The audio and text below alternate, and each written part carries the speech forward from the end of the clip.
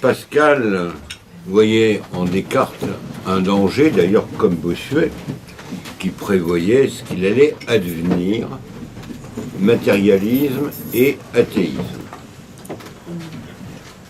dont certainement Descartes n'était pas forcément conscient, car il prétend, et ça a été attesté, qu'il a trouvé sa vocation philosophique au contact de Bérulle. Et Bérulle l'aurait incité à développer ses doctrines. Peut-être Bérulle a été, disons, circonvenu. Alain Pascal montre que Descartes, surtout en Hollande, a été en contact avec des milieux initiés et à travers son livre, il montre la filiation entre les Rose-Croix, Descartes, jusqu'à Bacon. À vous, cher ami. Amis de la Résistance, bonjour, bonsoir plutôt. J'ai entrepris depuis pas mal d'années, c'est-à-dire en gros 20-25 années, une croisade culturelle pour détruire tous les mythes par lesquels nous sommes culpabilisés. Nous, c'est-à-dire, tout au moins en ce qui me concerne, catholiques, et je me définis aussi comme un anti-moderne, c'est-à-dire quelqu'un qui n'accepte pas l'évolution du monde moderne tel qu'il est aujourd'hui. Je vais vous parler du XVIIe siècle, des Rose-Croix du XVIIe siècle. C'est beaucoup plus d'actualité qu'on ne croit, parce que, comme vous le savez, Descartes, donc les rapports des Rose-Croix et de Descartes, d'abord les Rose-Croix sont les ancêtres des francs-maçons, donc ça c'est déjà d'actualité, vu le pouvoir actuel de la franc-maçonnerie, et Descartes est à l'origine de la Révolution. S'il n'y avait pas eu une révolution philosophique, c'est-à-dire l'émergence d'une philosophie que l'on dit moderne, il n'y aurait pas eu, 2 siècles après, une révolution politique. Et nous vivons aujourd'hui l'aboutissement de la révolution, qui est le mondialisme. Dès le XVIIIe siècle, c'est pas le sujet d'aujourd'hui, j'écrirai un livre sur le XVIIIe siècle, mais le chevalier de Ramsay avait dit que le but de la franc-maçonnerie était d'établir une république mondiale, et la franc-maçonnerie œuvre dans ce but depuis qu'elle est créée, c'est-à-dire en 1717. Et là, nous sommes un siècle avant, et un siècle avant, il y a déjà des gens qui sont les Rose-Croix, qui sont une société secrète, qui appellent, qui se dévoilent. D'abord, il faut dire que si je suis anti-moderne, c'est parce que la philosophie moderne, à partir de Descartes, est un échec. Et il faut bien prendre conscience que le monde moderne dans lequel nous vivons, c'est le monde qui a remplacé le fondement de la société qui était religieux, et pour ce qui concerne l'Occident, la tradition chrétienne, a remplacé ce fondement par la philosophie moderne. Or, cette philosophie moderne est une imposture en ce qu'elle prétend détenir la raison. Et pourquoi ? C'est parce que la raison a déjà été offerte, quand on se place au XVIIe siècle, la raison a déjà été offerte à partir du XIe et jusqu'au XIIIe siècle par le mouvement que l'on appelle la scolastique. Les grands scolastiques ont offert à l'humanité la raison dite naturelle. Vous savez que saint Thomas décrit, n'est-ce pas, une raison qui nous est naturelle. Mais pourquoi nous est-elle naturelle ? Parce que Dieu nous a créés. Dieu nous a accordé une raison. Tandis que quand on arrive avec la philosophie moderne, on se passe de Dieu. À ce moment-là, la raison humaine est opposée à la révélation chrétienne. C'est donc un mouvement essentiellement religieux et non pas philosophique.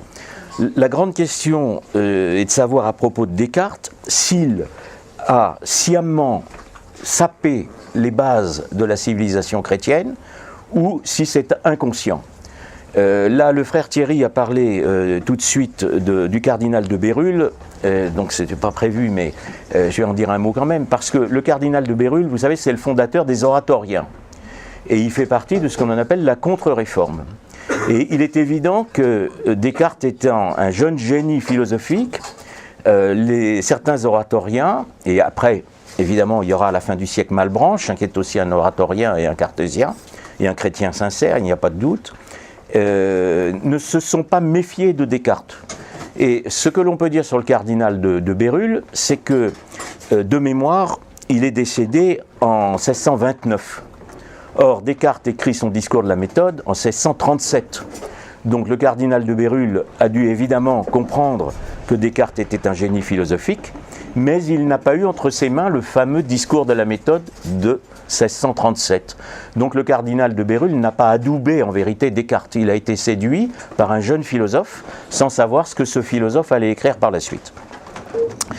Les Rose-Croix, c'est la grande polémique de savoir si Descartes a rencontré ou n'a pas rencontré des Rose-Croix. Et la Vulgate est qu'il aurait voulu les rencontrer et qu'il ne les a pas rencontrés. Et la réalité, c'est qu'il les a rencontrés.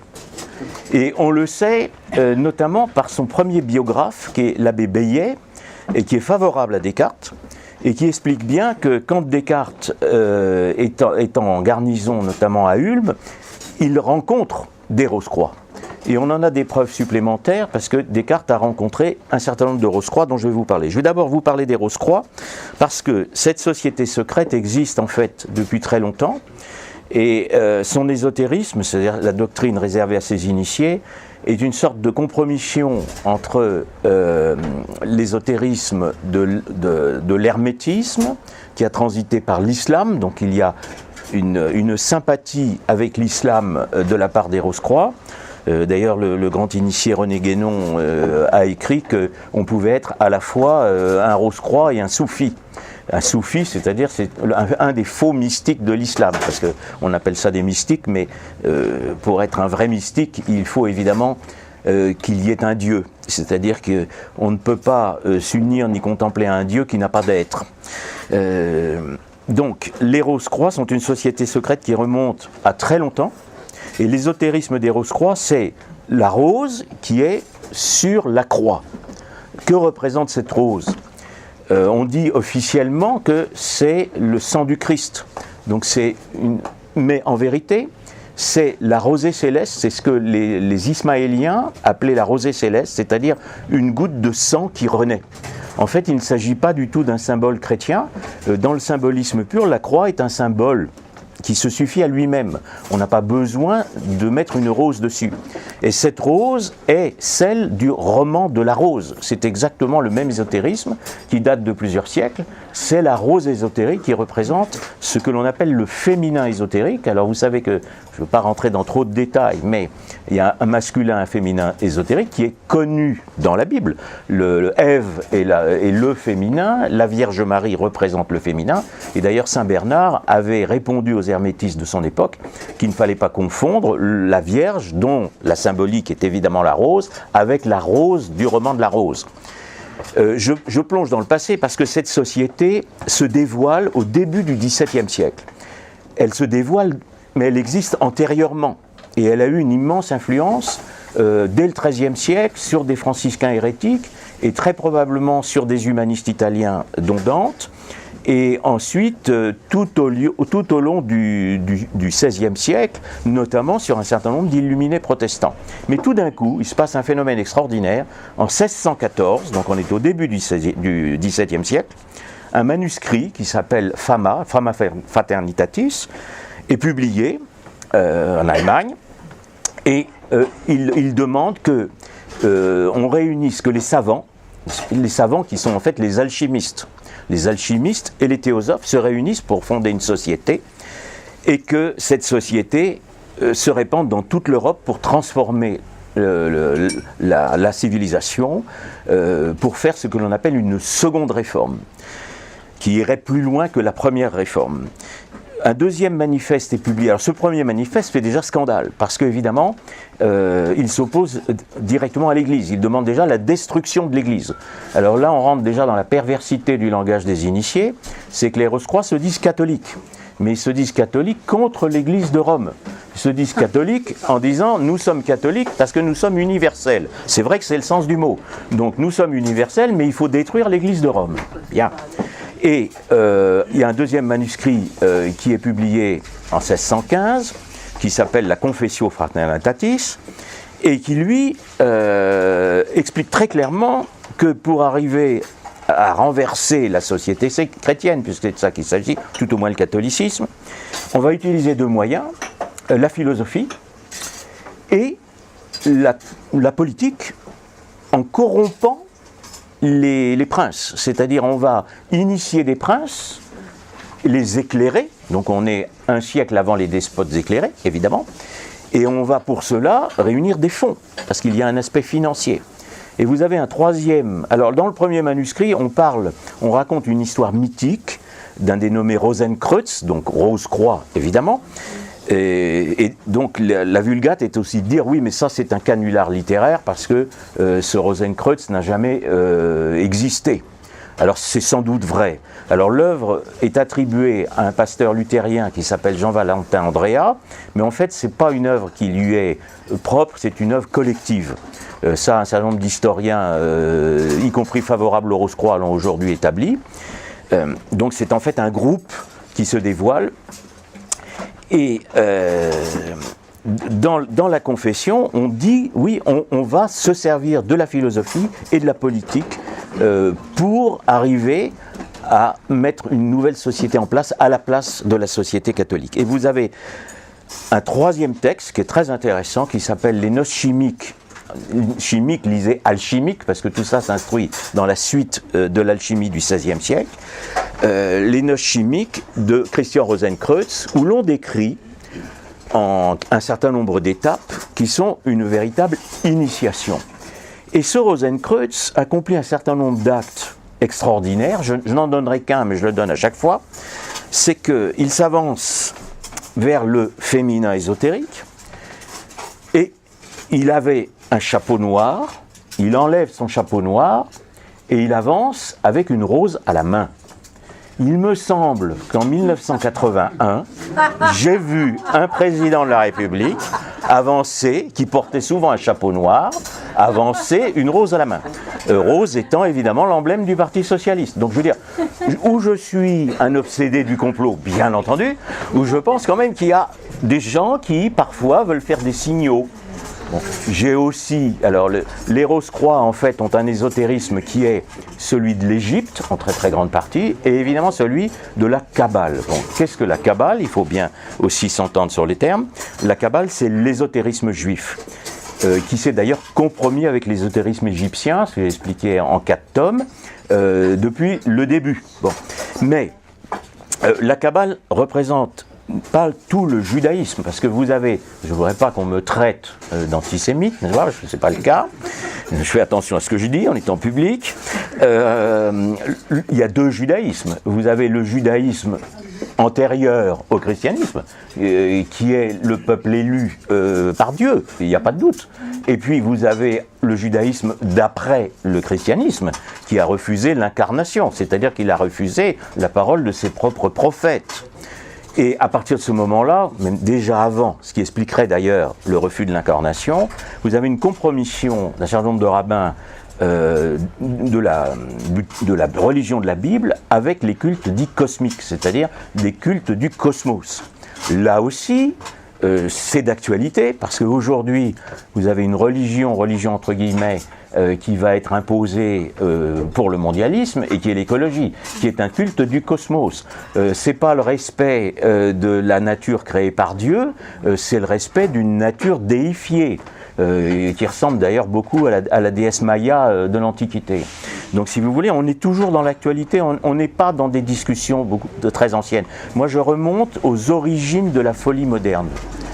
Et quand je dis folie moderne, c'est que j'ai aussi écrit un livre là sur mai 68 et le gauchisme pour donner les aspects ésotériques qui sont derrière le gauchisme. Je vais le présenter à la caméra au cas où. Donc mai 68 et la destruction de la France, sur laquelle j'ai fait ici une conférence qui a été enregistrée. Nous sommes aujourd'hui sous la coupe intellectuelle, si on peut s'exprimer ainsi, des gauchistes. Or, les gauchistes, ce sont des gens absolument irrationnels, c'est-à-dire on est dans l'absurde. Mais qu'est-ce que c'est que l'absurde? Alors, on est chez les fous. Bon. Il y a d'ailleurs une apologie de la folie. Foucault a fait l'apologie de la folie, etc.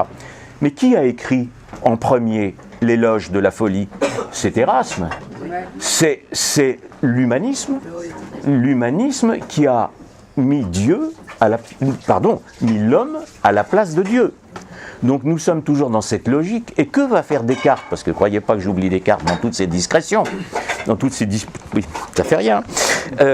Descartes, lui, va substituer à Dieu comme créateur le sujet pensant.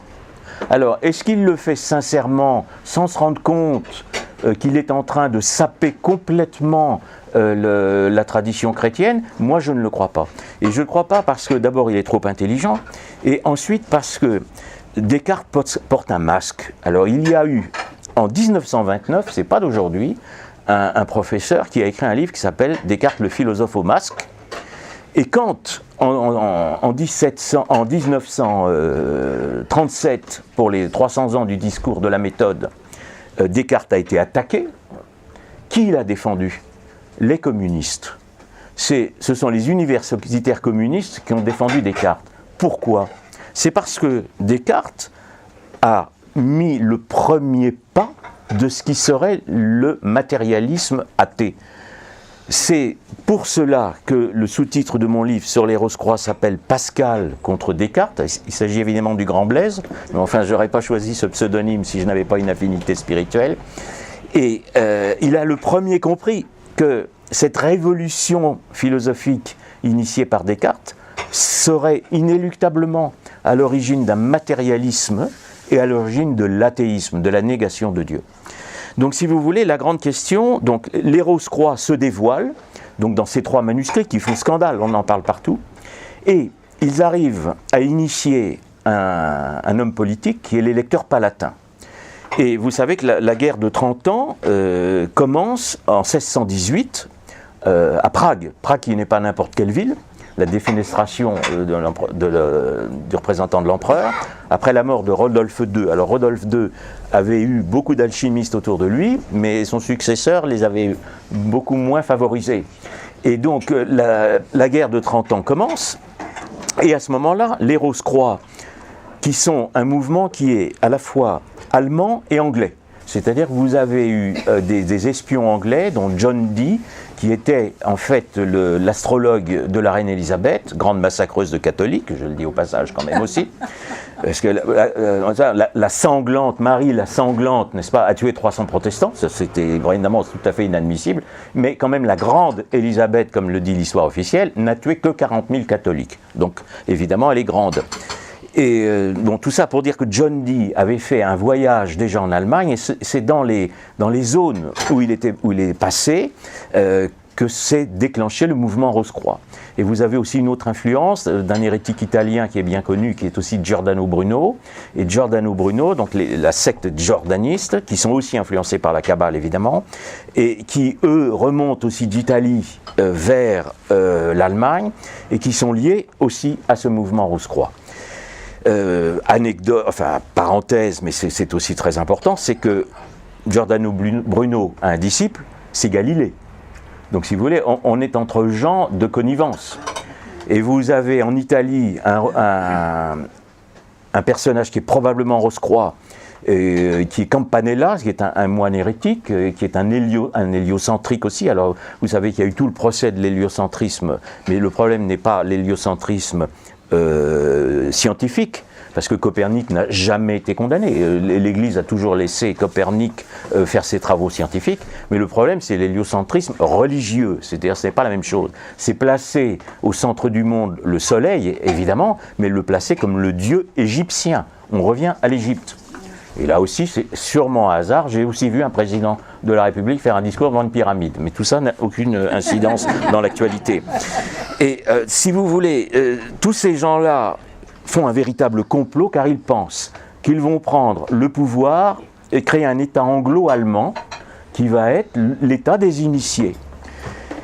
Et l'électeur palatin, la guerre de 30 ans commence, et l'électeur palatin devient roi de Bohême. C'est-à-dire qu'il arrive à être roi de Bohême. Mais ça ne se passe pas comme prévu, parce que heureusement le plan des initiés ne se passe pas toujours comme prévu, et l'empereur gagne la bataille, ce qu'on appelle la bataille de la Montagne Blanche.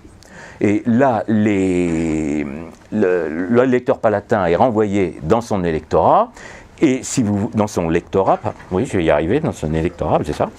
Et l'aventure politique des Rose-Croix se termine, c'est-à-dire qu'ils ne prennent pas le pouvoir. Et que vont-ils faire à ce moment-là? Ils vont, ils le disent eux-mêmes, devenir invisibles. Et ils vont fonder, dans beaucoup de pays d'Europe, des sociétés secrètes qui vont s'appeler des collèges invisibles. Et vous avez en France, en 1623, un collège invisible qui affiche des placards dans Paris en disant « Nous, Rose-Croix, nous faisons séjour visible et invisible à Paris ». Et une enquête est diligentée par Naudet, qui est le bibliothécaire du roi, et qui est d'ailleurs très bien placé pour enquêter sur les Rose-Croix, parce qu'il en est très proche. Donc je peux vous dire qu'il ne dévoile pas tout, mais c'est un véritable séisme politique. Et à partir de ce moment-là, les Rose-Croix dans l'Europe entière, surtout en Allemagne, mais aussi en France, vont être des invisibles. Et la question que je me suis posée, c'est quel était le rapport des philosophes du XVIIe siècle avec ces invisibles? Et en premier lieu, Descartes. Donc Descartes, vous savez qu'il est issu d'une famille parlementaire assez riche, et il y a beaucoup de choses sur lui qui sont très extraordinaires, parce que il est passionné de sciences, il est passionné de sciences, et par exemple, on a appris qu'il avait fait des dissections. Donc il a notamment, paraît-il, disséqué un fœtus. Bon, moi je trouve que pour un philosophe, déjà, c'est un acte assez extraordinaire. Bon. Mais toujours est-il que Descartes avait le choix des cadets, c'est-à-dire il a le choix entre le sabre ou la soutane, et il choisit le sabre. Bon. Donc déjà, il n'a pas une foi qui le pousse à faire carrière dans l'Église. Et il s'engage dans l'armée hollandaise du duc de Nassau.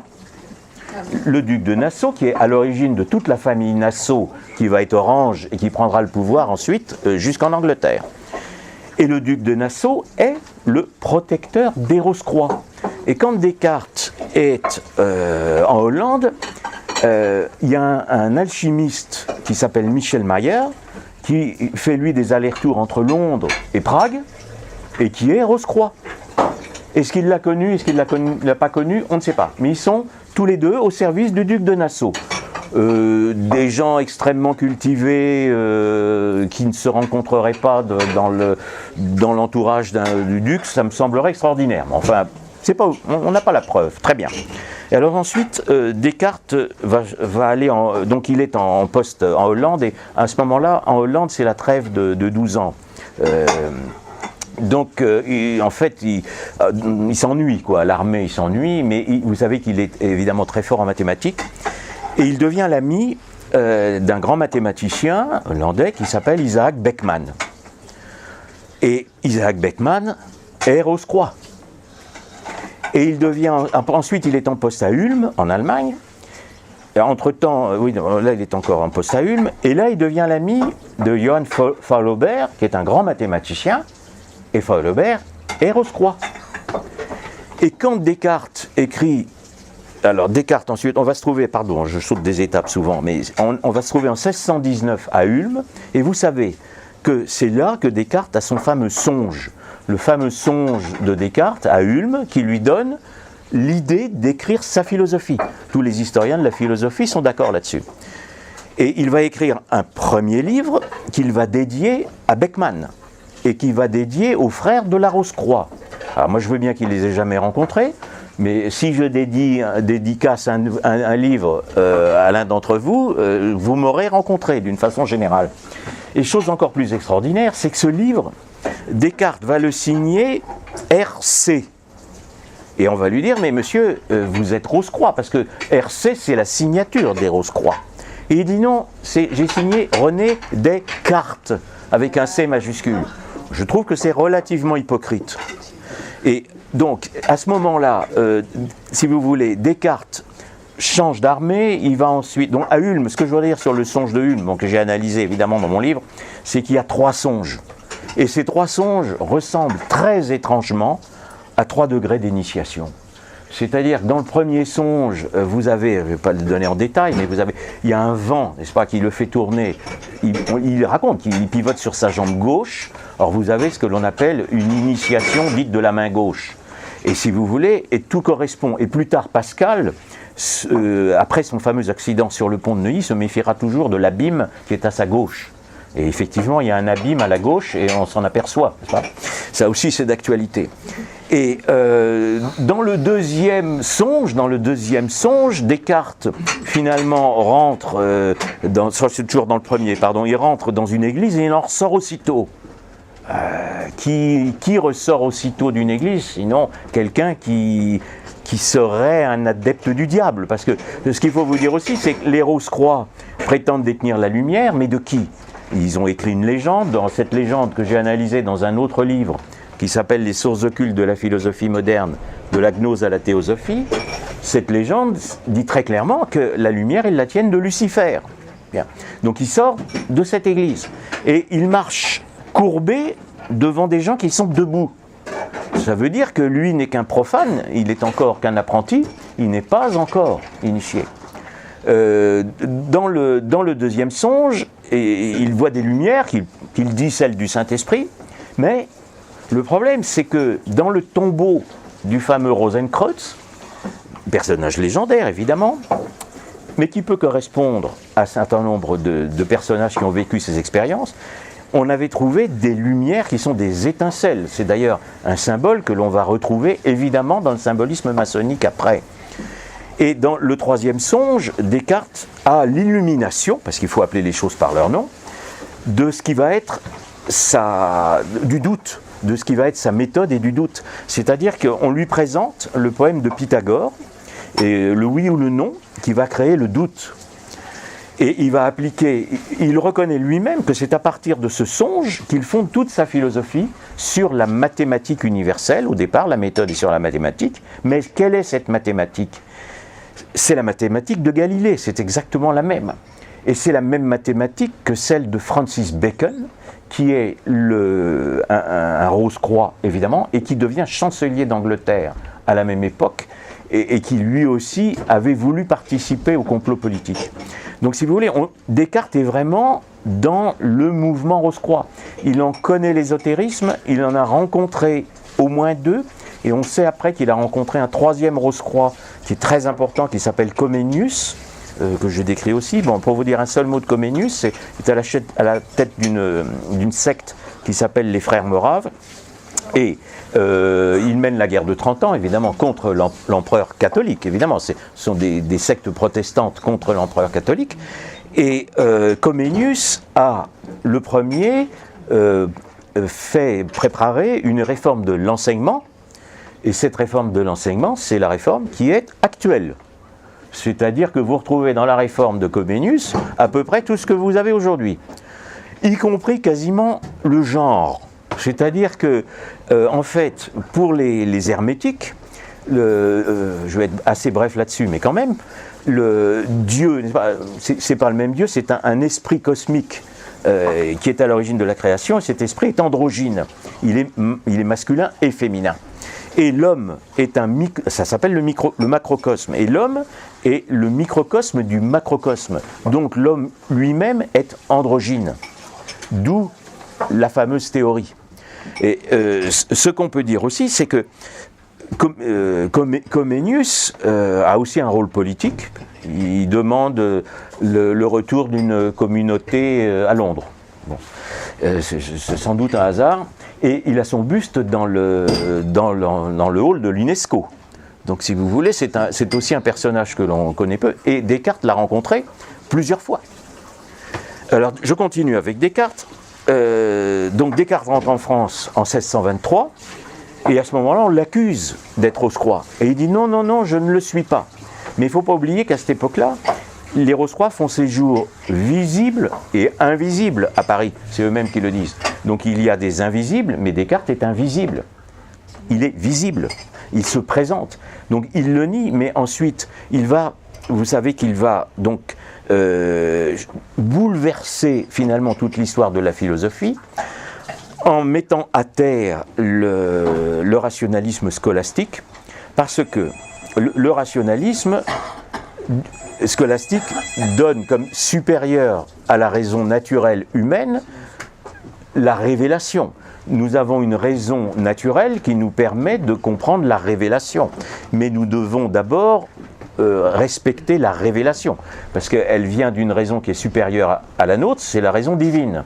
Et elle nous est offerte par le Fils de Dieu, donc elle est comme autorité, n'est-ce pas, supérieure largement à la nôtre, à notre petit moi. Et le problème, c'est que Descartes, lui, va dire que le fameux « je pense, donc je suis », n'est-ce pas ? Le « donc » est extrêmement important. Donc, je pense, c'est parce que je pense que je suis. Donc en fait, je suis le co-créateur de mon propre être. Descartes dit, mais non, je respecte, l'homme a été créé par Dieu. Oui, mais dans ce cas-là, si on est chrétien, si on est un philosophe chrétien, on va dire, je suis, donc Dieu m'a créé, donc je pense, parce qu'il m'a accordé une raison naturelle. Mais lui, c'est le contraire. C'est je pense, donc je suis. Donc ça, c'est déjà une inversion.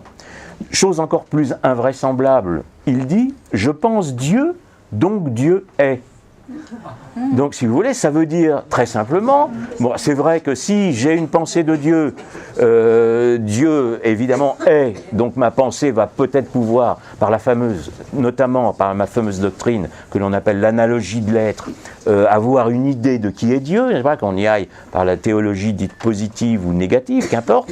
Mais là, si simplement Dieu est parce que je le pense, Dieu devient à ce moment-là le fruit de la pensée humaine. Et évidemment, tous les ennemis du Christ et tous les ennemis de Dieu vont se jeter sur cette manne en disant, pour rendre ce Dieu anthropomorphe, en disant, mais à partir de ce moment-là, Dieu n'est qu'une pensée, il est la pensée des hommes, donc Dieu n'existe pas. Et donc, il y a donc dans Descartes la future négation de Dieu, l'athéisme, qui est une négation de mauvaise foi, parce qu'on va nier le Dieu chrétien à partir de l'erreur de Descartes, erreur volontaire ou non, mais évidemment, les philosophes vont se jeter sur cette pâture. Alors, est-ce que Descartes sans doute n'aurait pas voulu cela? Bon, on dit qu'il est resté catholique, sincère jusqu'au bout, mais j'ai là, pourquoi sa devise est-elle aussi « j'avance masqué » ? Parce que vous savez qu'il a écrit ça, il l'avait écrit en fait. Il avait écrit un premier livre qui s'appelait « Le Monde » et il n'a pas publié ce livre-là. Et il écrit ça, je crois, dans les Prolégomènes de la nature. Et si vous voulez, il avance masqué. Et c'est une devise Rose-Croix. Donc si vous voulez, pourquoi avance-t-il masqué? S'il avance masqué, c'est qu'il ne dit pas tout. Donc je pense, moi, qu'il a compris, qu'il savait, parce qu'il est suffisamment intelligent, jusqu'où pourrait aller la nouvelle philosophie. Et le premier qui ait compris cela, c'est Pascal. Alors c'est encore avant Bossuet, bien sûr, Bossuet ensuite. Vous savez que Bossuet, ça je pense dans un futur livre, mais au départ, Bossuet a été relativement séduit par un certain nombre de pensées cartésiennes. Il a correspondu avec Leibniz. Leibniz, qui est un disciple de Descartes, mais aussi, et c'est là où je vais en venir, je reviens sur mon retour, un disciple du fameux Jacob Böhm. Alors ça, Jacob Böhm, on n'en parle pas, jamais. Moi, Jacob Böhm, je l'ai connu, j'ai étudié il y a environ 40 ans, parce que j'avais des amis dans des loges maçonniques. Il faut appeler les choses par leur nom. Et Jacob Böhm est ce qu'on appelle un théosophe. Et Jacob Böhm meurt en 1624, il doit être né en 1575 à peu près. Et il écrit en 1612 déjà un certain nombre de livres. Alors le théosophe, n'est-ce pas, littéralement c'est la sagesse de Dieu. Mais en fait, le théosophe prétend pénétrer la nature par magie, c'est-à-dire avec de retour des sciences occultes. Magie qui est aussi, évidemment comme par hasard, dans les médias tous les jours. C'est-à-dire que quand un analphabète qui gagne 17 millions d'euros marque un but, il dit c'est magique. Et quand les enfants ont le droit à un petit sorcier comme idole. Bon, on est toujours dans la même actualité. Et Jacob Böhm est donc un théosophe. Vous savez que la Kabbale, justement, a deux aspects. Elle est une théosophie, donc une étude ésotérique de la nature, hérétique vis-à-vis de la Bible. Et elle est aussi une numérologie. Numérologie, c'est-à-dire une science des chiffres et des lettres. Et y a-t-il un rapport entre cette numérologie et la science de Francis Bacon, Rose-Croix d'Angleterre, la science de Giordano Bruno, qui est à l'origine de beaucoup de mouvements philosophiques, la mathématique de Galilée et la mathématique, la méthode de Descartes. Et moi, ma réponse est oui, parce que je retrouve beaucoup d'analogies. Dans la théosophie de Boehme, l'homme devient co-créateur. L'homme est le créateur. D'abord, l'homme a un rôle de fonction absolument invraisemblable. C'est lui qui va expurger Dieu du mal qui serait en lui. Donc déjà, on accuse Dieu, etc.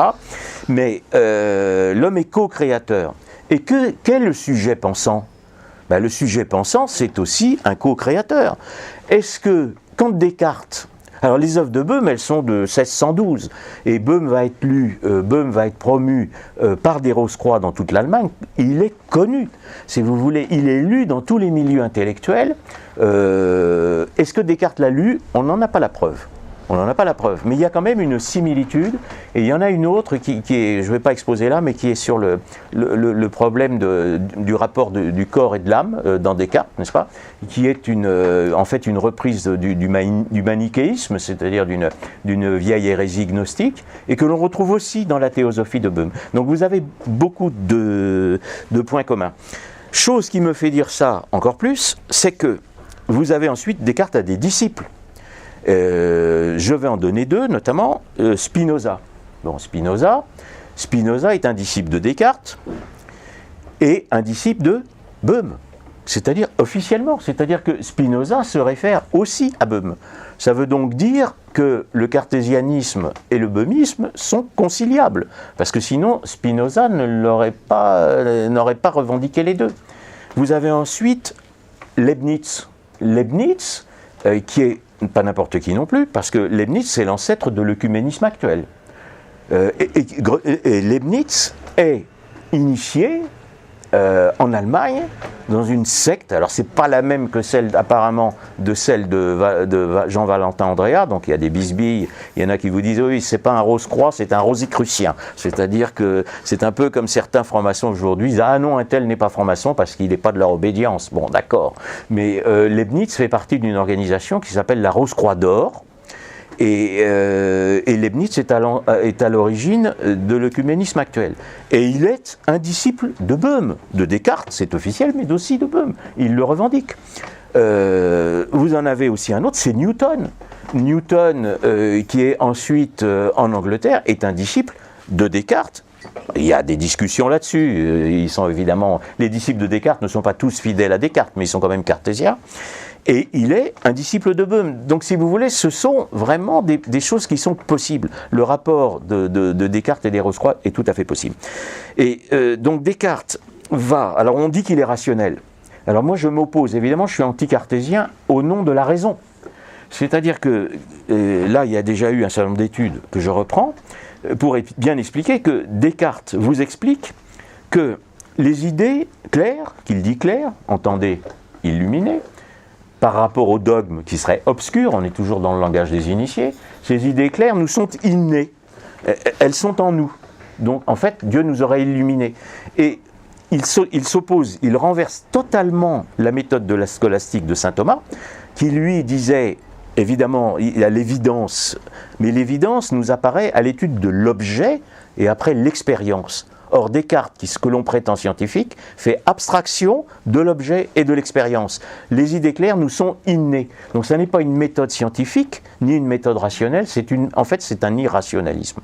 Et son idéalisme est ce que l'on appelle un spiritualisme, je le décris comme tel, c'est-à-dire, non pas un rapport avec l'esprit de Dieu, mais le spiritualisme, c'est la croyance en un esprit cosmique, c'est-à-dire un esprit qui est interne à la nature. Et il est donc absolument évident qu'à partir de cette fausse philosophie, de cette fausse conception de la raison, on va aboutir au matérialisme, parce que les gens à ce moment-là vont dire, mais il y a un certain nombre de disciples de Descartes, notamment en Angleterre, vont dire, oui, la matière n'existe pas, c'est juste une illusion, tout est dans l'esprit. Alors évidemment, les matérialistes auront beau jeu de dire que eux sont terre à terre, si je peux m'exprimer ainsi. Et cela, c'est dans Descartes. Or en fait, à partir du moment où Descartes a rompu avec le rationalisme au sens scolastique, c'est-à-dire l'étude de la nature créé par Dieu et non pas par l'homme. L'objet est un objet de notre étude parce que Dieu nous a créé l'objet. C'est un objet de connaissance. Ce n'est pas le sujet pensant, ce n'est pas le moi qui va créer le réel. Le réel est créé par Dieu. Et là où aussi Pascal est le premier à opposer à Descartes, il dit le moi est haïssable. Pourquoi le moi est haïssable? C'est parce qu'on ne doit pas faire dépendre la connaissance, le réel de notre moi. Nous avons accès au réel, mais nous ne créons pas l'objet. Voilà, si vous voulez, la perversité de la philosophie de Descartes. Ce que Pascal, alors il y a un mythe Descartes rationnel alors qu'il refuse la méthode scientifique. Il y a un mythe Pascal, qui serait irrationnel, ce qui n'est pas du tout le cas. Simplement, alors vous savez que Pascal est beaucoup plus jeune que Descartes. Et c'est Descartes qui a voulu rencontrer Pascal. Pascal est aussi un génie mathématique et en 1647, Descartes veut rencontrer Pascal et ils se rencontrent. Et on ne sait pas de quoi ils ont parlé, on sait qu'ils ne sont pas d'accord sur la théorie du vide, mais ils ont sûrement parlé d'autre chose. Et quand on interroge ensuite Pascal, on lui dit ce que vous pensez de Descartes, il répond c'est un bon mathématicien. Donc déjà, ça veut dire qu'il n'en pense pas nécessairement du bien sur la philosophie.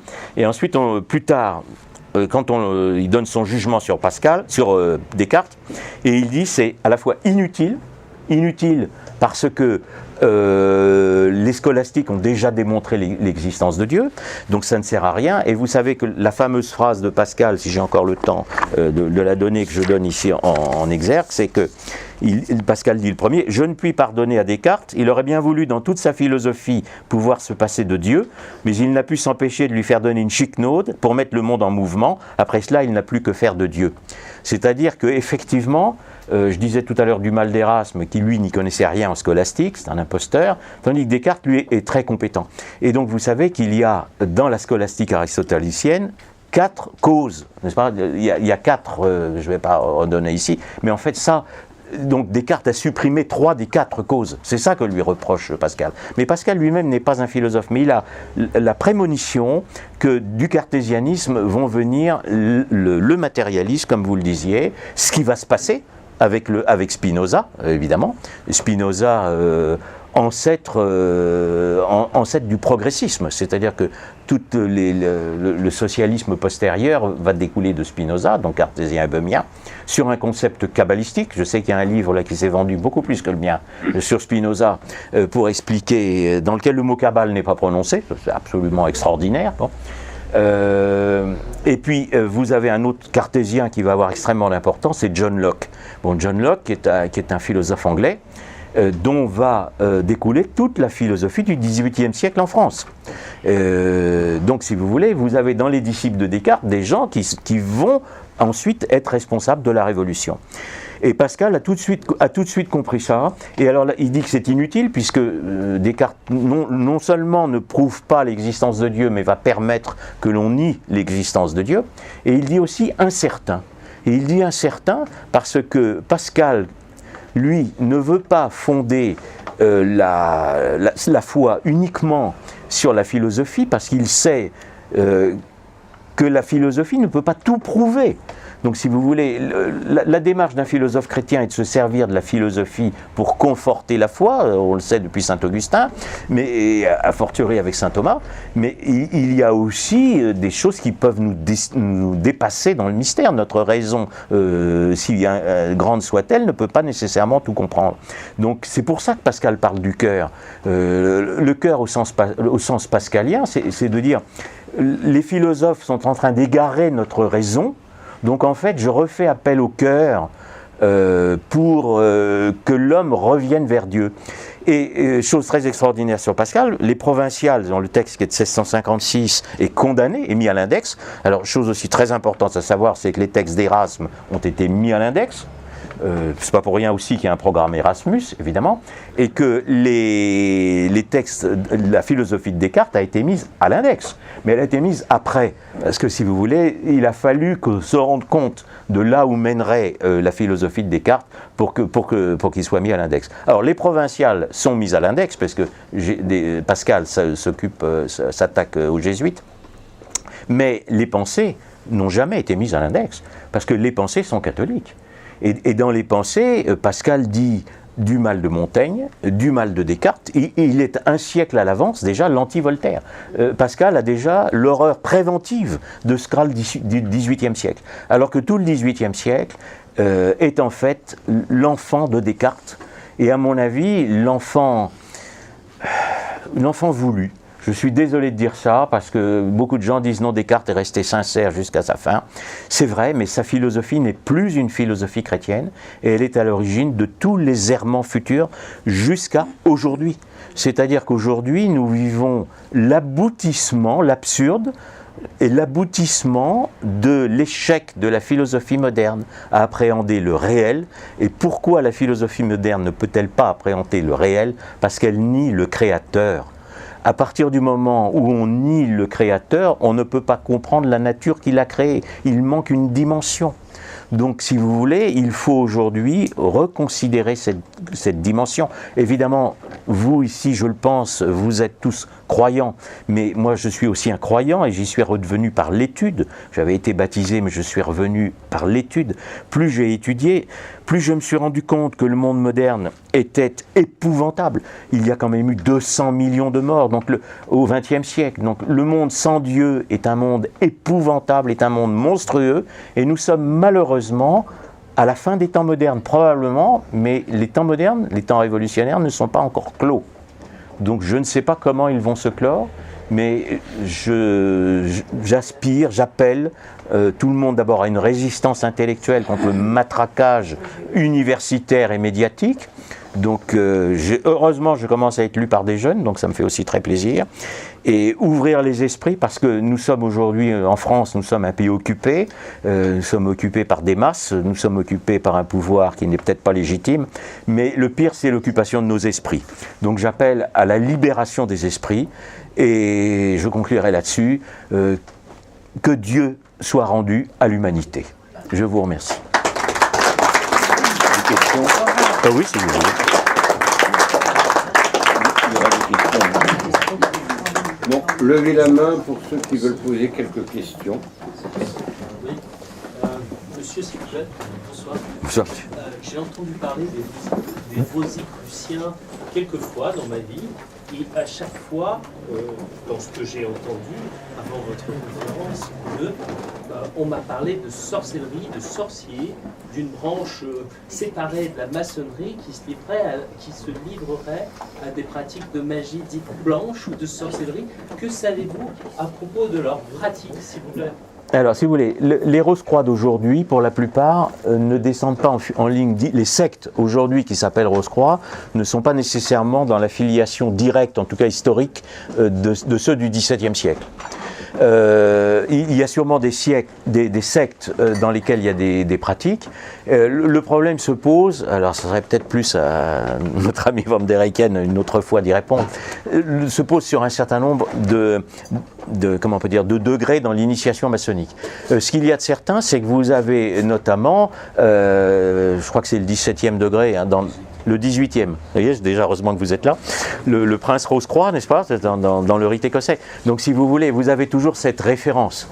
Alors, je ne vais pas parler là, mais vous avez au XVIIe siècle le phénomène qu'on appelle de l'acceptation, c'est-à-dire que vous avez les loges opératives qui sont décadentes, et vous avez des Rose-Croix qui pénètrent en Angleterre, notamment ces loges opératives, et qui vont fonder la franc-maçonnerie en 1717.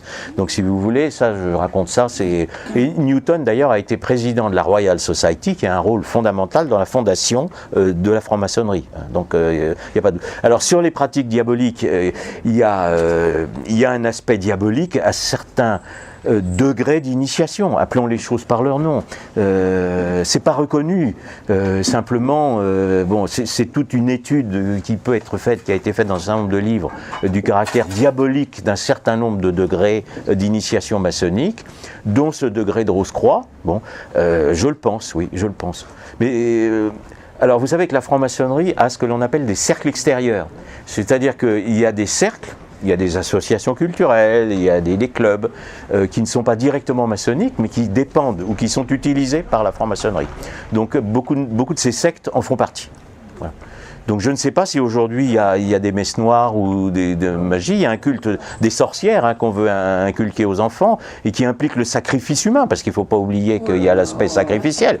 Donc il y a peut-être, ça c'est possible, c'est véritablement diabolique, on est bien d'accord là-dessus. Voilà. Simplement, où ça se passe, je ne sais pas. Bon. Voilà la réponse. À Clisson, à côté de Nantes, Festival de l'Enfer. Oui. Ils ont même demandé à la SNCF de faire comme pour Lourdes, à demi-tarif pour que tout le monde puisse y aller. Ah mais il y a un culte du diable, c'est certain. La SNCF a répondu pour Lourdes, oui, pour Clisson, non. Voilà. Bon. Alors, on va changer de directeur de la SNCF dans pas longtemps. Une question très très simple, vous serez sans doute au courant, près du musée Picasso, ça doit être le 4e arrondissement, une librairie rosicrucienne. Ah, mais il y en a plein. Une large aventure. Rue Saint-Martin. A-t-elle, ouais. Rue Saint-Martin. La connaissez-vous? Pouvez-vous... Non mais vous avez beaucoup de livres. L'ésotérisme se vend beaucoup. Mais les livres qu'ils vendent sont des livres favorables à l'ésotérisme. Si vous êtes critique et si vous démontez le système, là vous êtes bloqué. Certes, mais là il s'agirait véritablement d'une librairie qui a pour devanture son appellation rosicrucienne. Ah oui, mais tout à fait, c'est officiel. D'ésotérisme. Vous avez c'est la morgue, toutes ces associations, des tas de mouvements qui ont beaucoup d'adhérents, malheureusement, oui, absolument. Oui. Alors, Newton était un occultiste reconnu et membre du Parlement britannique. Oui, mais Newton, en fait, bon, je l'explique aussi là, je ne vais pas vous parler de tout là, dans la conférence, mais Newton est un alchimiste, c'est-à-dire qu'en fait, avant d'être un scientifique, il est un alchimiste.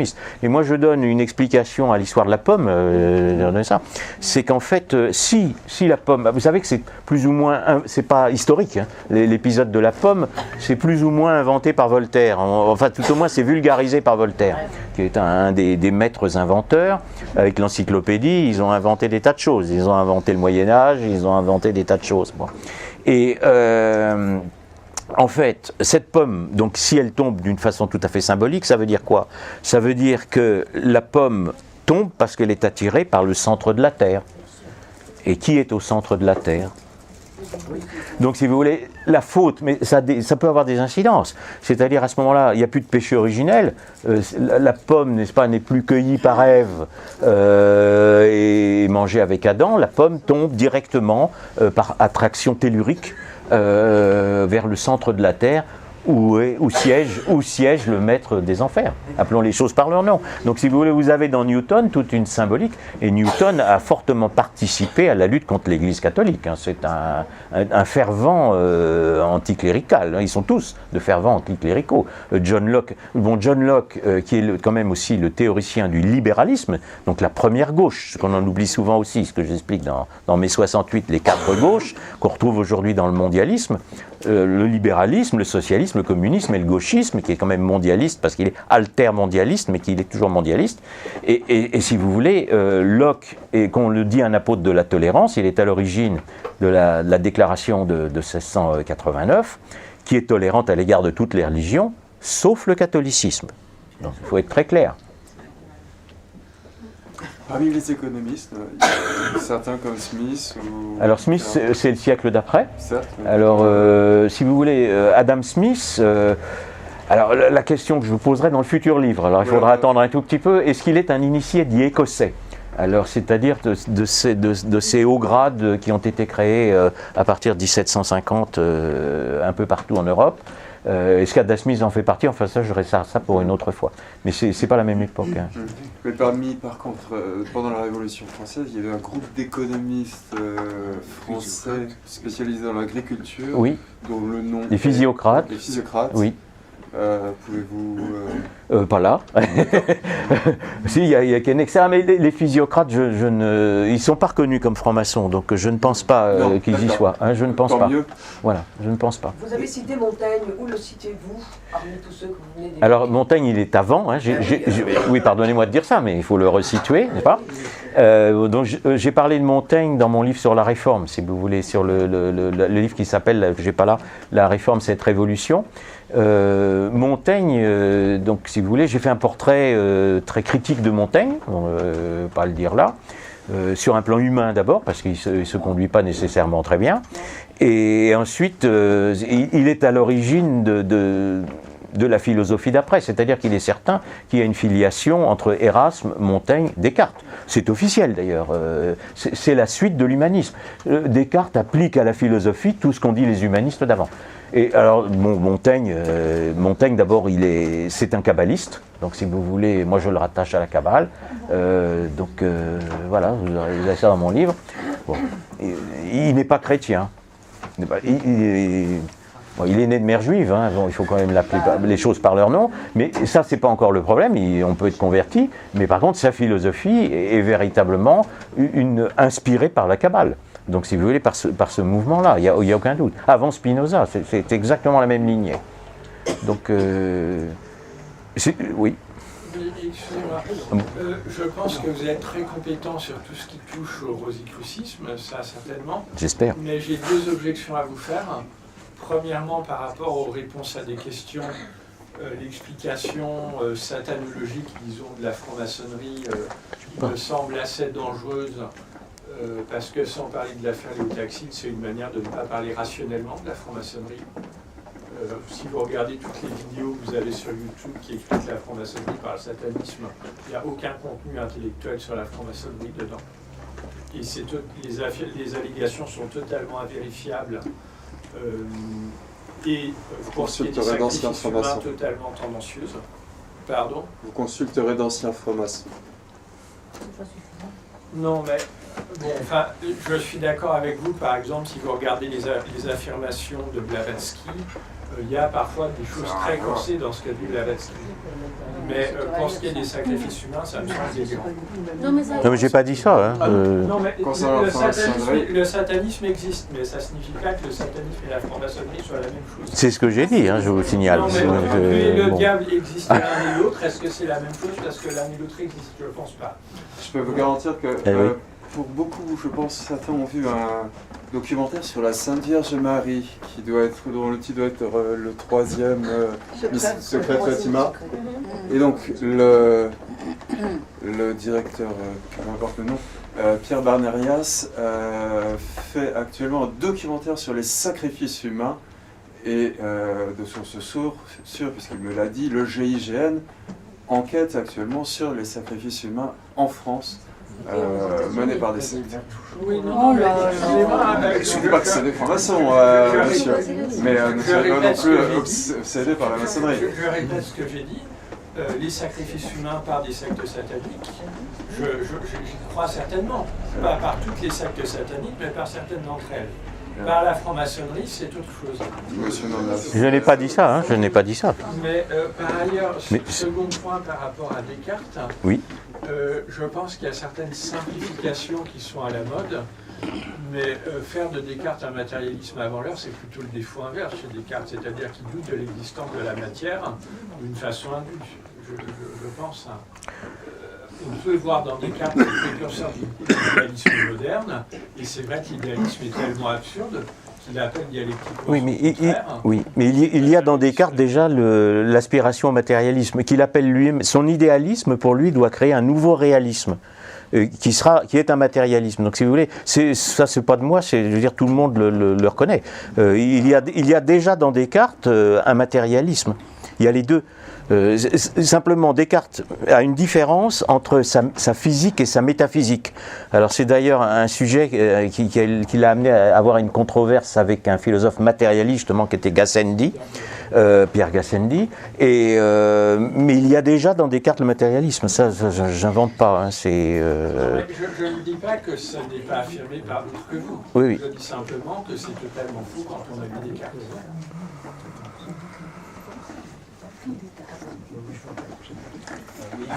Y a-t-il encore une ou deux autres questions ? Toujours une question, monsieur, s'il vous plaît,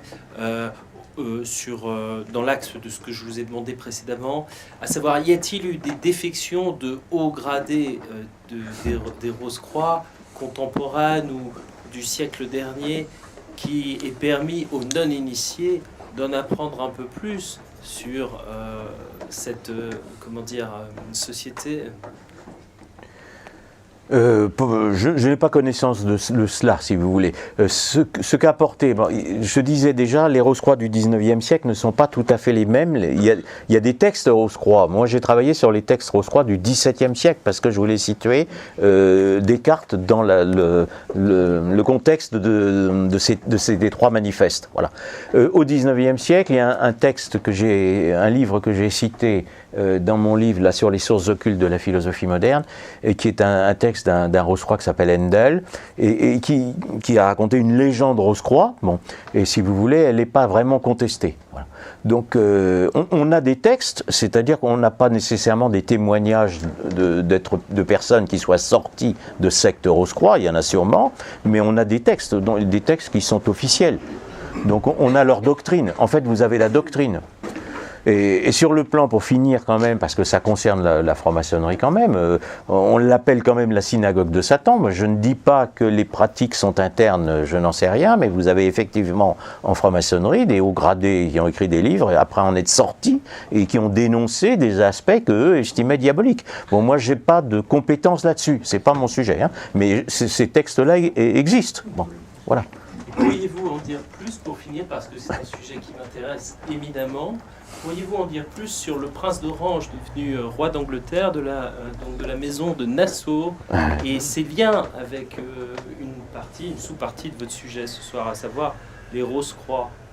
Oui, alors tout à fait, parce que si vous voulez, les Oranges, alors pour dire un seul mot des Oranges, c'est la Révolution de 1688, et elle est menée par des sectes, dont les Rose-Croix, et dont une secte, d'ailleurs la secte des libéraux, qui sont très proches et qui sont aussi les Rose-Croix. Et les Oranges sont financés, parce qu'il y a aussi un financement à partir d'Amsterdam et des commerçants de Londres, qui sont aussi dans la Royal Society. Donc ça, je décris tout ça en donnant les références. Et chose extraordinaire sur les philosophes, justement, c'est que le fameux John Locke, qui va vivre en Hollande et qui connaît une secte, il est proche d'une secte calviniste qui s'appelle les Remontrants, et il vient en Angleterre sur le bateau du prince Orange. Donc si vous voulez, le philosophe cartésien retourne en Angleterre sur le bateau du prince Orange, quand ils vont prendre le pouvoir, et évidemment les catholiques ont été victimes de la révolution de 1688. Et John Locke d'ailleurs a eu une très belle situation à la suite. Il y a déjà des gens qui mettent de l'argent dans la poche en servant les ennemis du Christ. Oui, qu'en est-il de Swedenborg qui a beaucoup intéressé Balzac? Alors là, oui, vous avez raison, mais alors c'est très postérieur, là, pardon, parce que Swedenborg, on va arriver encore au 18e. Alors c'est encore autre chose, voilà, si vous voulez, alors là c'est encore un autre ésotérisme, c'est tous les illuminés du XVIIIe siècle. Bon, je travaille sur 2 livres à l'heure actuelle, si vous voulez, un sur l'obscurantisme du XVIIIe siècle, donc l'obscurantisme des Lumières, c'est vrai que mais c'est le mot étant, n'est-ce pas, le vocabulaire étant inversé, il faut remettre les choses en place. Et aussi en 4e tome, je vais faire 4 tomes sur la conspiration des philosophes, qui s'appellera La Révolution des Illuminés, dans lequel je parlerai de Swedenborg. Et si effectivement Balzac, il n'est pas le seul, Joseph de Maistre, Baudelaire, il y a une séduction de l'illuminisme, c'est certain. Une dernière question. Très béotienne, qui ne nécessite peut-être pas de micro. Vous parliez du roman de la rose et de la rose du roman de la rose, mais je suis désolé, j'ignore quelle est cette rose du roman de la rose. Et peut-être d'autres personnes. La rose, en fait, elle symbolise déjà la théosophie. Le roman de la rose est déjà une pré-théosophie. Donc, si vous voulez, le problème du symbole de la rose, c'est de savoir, elle ne représente pas la Vierge pour les auteurs, elle représente ce qu'on appelle la rosée céleste, ce que les Ismaéliens, c'est-à-dire les Ismaéliens, c'est une secte islamique qui a initié la plupart des philosophes dits arabes. Je dis arabes parce qu'ils ne sont pas nécessairement arabes. Donc si vous voulez, voilà. Et vous avez un symbolisme. Ah oui, non, ça va très loin. Alors là, je suis désolé. Si ça vous intéresse, j'ai écrit ça dans un livre qui s'appelle Islam et Kabbale contre l'Occident chrétien. J'ai 7 ou 8 livres, excusez-moi, je ne les ai pas amenés ici, mais le roman de la rose, oui. À élaguer, c'est l'exportation maçonnique vers les États-Unis. où elle est quasi institutionnalisée. Oui, alors c'est pas le sujet, oui, on est d'accord, mais... Oui, mais elle part de l'Angleterre, vous situez Ah, le tout à- XVIIIe siècle. absolument, absolument, etc., absolument, elle est absolument, quasi contemporaine, absolument, l'exportation. absolument. Mais Et aujourd'hui, elle est quasi les fondateurs des États-Unis sont tous francs-maçons. Donc, si vous voulez, les Washington, etc., c'est évident. C'est évident. Qu'est-ce que vous voulez? Oui. Vous en avez amené? Oui, quelque Bon. Voilà. On remercie le conférencier qui certainement reviendra